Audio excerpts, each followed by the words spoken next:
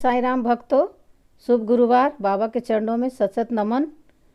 श्री साईं से चरित्र अध्याय 22 का अंतिम भाग। चलिए पाठ हम आरंभ करते हैं।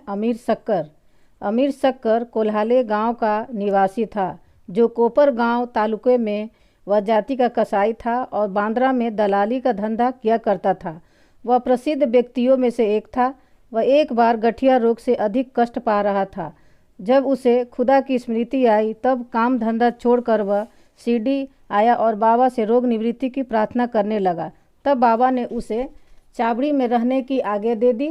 चाबड़ी उस समय एक अस्वस्थकारक स्थान होने के कारण इस प्रकार के रोगियों के लिए सर्वथा अयोग्य ही था। गांव का अन्य कोई भी स्थान उसके लिए बेहतर होता, परंतु बाबा के शब्द तो निर्णयात्मक तथा मुख्य औषधि स्वरूप थे। बाबा ने उसे मस्जिद में न आने दिया और चाबड़ी में ही रहने की आज्ञा दी। वहाँ उसे बहुत लाभ हुआ। बाबा प्रातः और सायंकाल चाबड़ी से निकलते थे तथा एक दिन के अंतर से जुलूस के साथ वहाँ आते और वहीं विश्राम किया करते थे। इसीलिए अमीर को बाबा का सानिध्य सफलतापूर्वक प्राप्त हो जाया करता था। अमीर वहाँ पूरे 9 माह रहा। जब किसी अन्य कारणवश उसका मन उस स्थान से उब गया, तब रात्रि में वह चोरी से उस स्थान को छोड़कर कोपर गांव की धर्मशाला में जा ठहरा।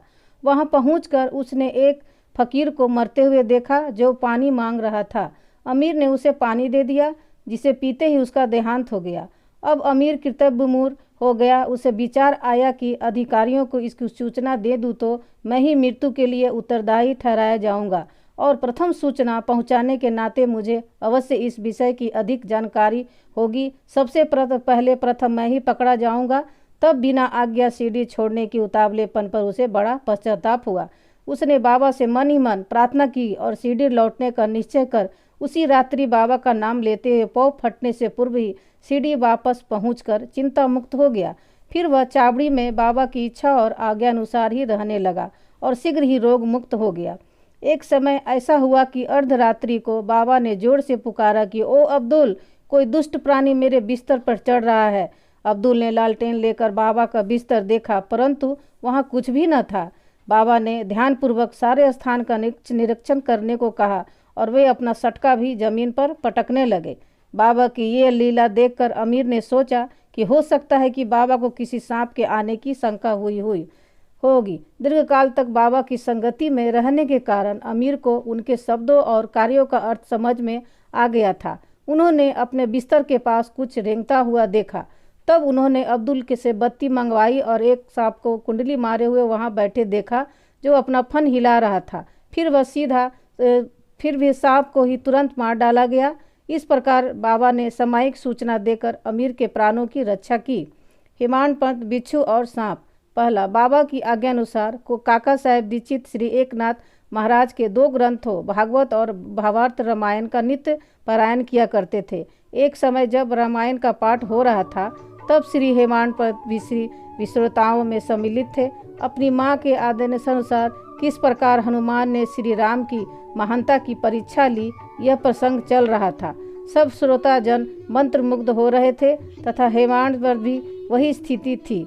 वह पता नहीं कहाँ से एक बड़ा बिच्छू उनके ऊपर आ गिरा और उनके दाहिने कंधे पर बैठ गया, जिसका उन्हें कोई भान तक न हुआ। ईश्वर को श्रोताओं की रक्षा स्वयं करनी पड़ती है। अचानक ही उनकी दृष्टि कंधे पर पड़ गई।